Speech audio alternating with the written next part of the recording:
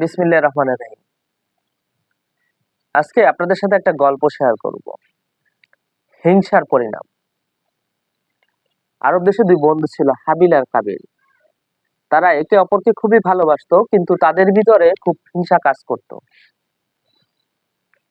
তো তারা হঠাৎ করে একদিন চিন্তা করলো তারা ঘুরতে যাবে অন্য কোনো শহরে। তো হাবিল আর কাবিল দুইটা উট নিল, সাথে একটা পানির পাত্র নিল। তো রওনা দিল। মরুভূমির ভিতর থেকে যেতে যেতে প্রচন্ড রোদে হাবিলের খুব পানির পিপাসা লাগলো। তো হাবিল পানি পাত্র বের করলো। যখনই খেতে যাবে তখনই কাবিল এসে বাধা দিল যে না, তুমি পানি পান করতে পারবে না, আগে আমি পানি পান করব, তারপর তুমি পানি পান করবা। তো দুই বন্ধু বন্ধু যে ধস্তাধস্তি শুরু হলো, পানির পাত্রটা চোখ পড়ে গেল। পড়ে যাওয়ার সাথে সাথে পাত্র থেকে পানি পড়ে গেল। পানি পড়ে গিয়ে সেখান থেকে একটা ধোঁয়ার কুণ্ডলী বের হলো।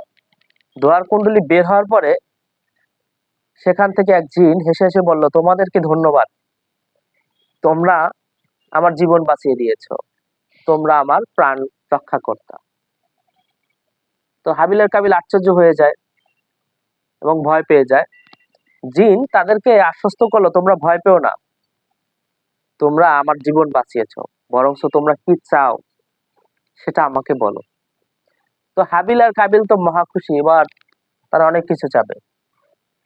তো তারা এত কিছু চাওয়া শুরু করলো, জিন বুঝতে পারলো যে তারা একটু লোভী, এবং এক বন্ধু অপর বন্ধুর থেকে বেশি চাওয়া শুরু করলো। তখন বুঝতে পারলো তারা হিংসুটে, বা তারা প্রচন্ড হিংসা একজন অপরজনকে করে। তো জিন তাদের এই অবস্থা দেখে বলল যে না, তোমরা আহ যা চাবে তার জন্য একটা নির্দিষ্ট সীমারেখা বা অপশন আছে। তো জিন তখন তাদেরকে বলল, তোমরা দুইটা অপশন থাকবে, তোমরা মোট তিনটা জিনিস চাইতে পারবে। আর দ্বিতীয় অপশন হচ্ছে, যে প্রথম চাবে দ্বিতীয় জন তার থেকে বেশি পাবে। তো এটা বলার পরে আরো বিপত্তি। এখন এ বলে আমি আগে চাবো না, ও বলে আমি আগে চাবো না। তো জিন মহা বিপদে পড়ে গেল। জিন পরীক্ষা করার জন্য বলো যে ঠিক আছে, তোমাদেরকে নির্বাচন করার জন্য আমি অন্য কোথাও নিয়ে যাই। তাদেরকে নিয়ে গেল পানির একটা পুকুরে। ওই পুকুরে নিয়ে যাওয়ার পরে বললো যে ঠিক আছে, তোমরা এখানে ডুব দাও। ডুব দেওয়ার পরে যে আগে উঠবে সে পরাজিত, সে পরে যাবে, আর যে পরে উঠবে সে আগে যাবে। তো এরকম করতে করতে দুপুর থেকে তাদের সন্ধ্যা পেরিয়ে গেল, কিন্তু আসলে কেউ কাউকে ছাড়তেছে না। তো জিন বুঝতে পারলো যে না, এইভাবে হবে না। তো তাদের দুজনকে উঠে নিয়ে আসলো। আসার পরে তাদেরকে বললো, একটা টর্চ হলো, টর্চে হাবিল পরাজয় বরণ করলো। এখন হাবিলের চাওয়ার পালা। জিনের কাছে হাবিল বলল যে আমাকে একটা স্বর্ণের বাড়ি দাও। তো যথারীতি কাবিল তার ডাবল পাবে। এখন তো কাবিল হীরার বাড়ি পেয়ে গেল। এখন কাবিলের চাওয়ার পালা। কাবিল বলল, তুমি আমাকে অনেক ভেড়া দাও। হাবিল অনেক উট পেয়ে গেল। এবার হাবিলের চাওয়ার পালা। হাবিল বলল, আমাকে অনেক শস্য ক্ষেত দাও, একটা খেজুর বাগান দাও।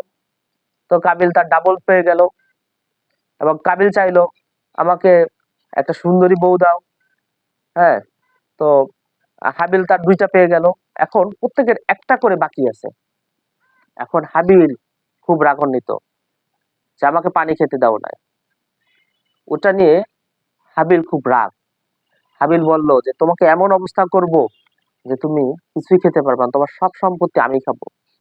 তা হাবিল বলল, আমার একটা চোখ অন্ধ করে দাও। যথারীতি কাবিলের দুইটা চোখ অন্ধ হয়ে গেল। এবার কাবিল আরো প্রচন্ড রাগ হলো যে ঠিক আছে, তুমি আমার একটা চোখ অন্ধ করে, দুইটা চোখ অন্ধ করে দিছো, তুমি চলাফেরাই করতে পারবে না, সেই ব্যবস্থা করব। এবার কাবিল এসে বললো, আমার দুই পালু এক পালুলা করে দাও, অর্থাৎ তার দুই পালুলা হয়ে যাবে। তো জিন তাই করলো। এখন জিন বলল যে ঠিক আছে, তোমাদের চাওয়ার পালা শেষ, তোমাদেরকে একটা অপশন দিয়ে যায়, সেটা হচ্ছে দুই বন্ধু যখন আমাকে ডাকবা তখন আমি আসব। তো হাবিল আর কাবিল তো মহা খুশি, যা সম্পদ পেয়ে গেছে। যদিও তারা একটু আপসেট, তাদের অঙ্গ হারিয়েছে। তো প্রায় 1 মাস পরে হাবিল আর কাবিল তাদের জীবনের বাস্তবতা বুঝতে পেরে, হিংসার পরিণাম কত ভয়াবহ বুঝতে পেরে খুব কান্নাকাটি শুরু করলো। কিন্তু জিনের শর্ত ছিল, তারা দুইজন যখন একসাথে ডাকবে তখন আসবে। তারা দুই বন্ধু আবার একসাথে হয়ে জিনকে ডাকলো। জিন আসলো। জিন বলল যে তোমাদের হিংসার যে পরিণাম, তোমাদের এই ফল তোমাদেরকে ভোগ করতে হবে, তবে আমি তোমাদেরকে অন্যভাবে সাহায্য করতে পারি। তো ধন্যবাদ সবাইকে।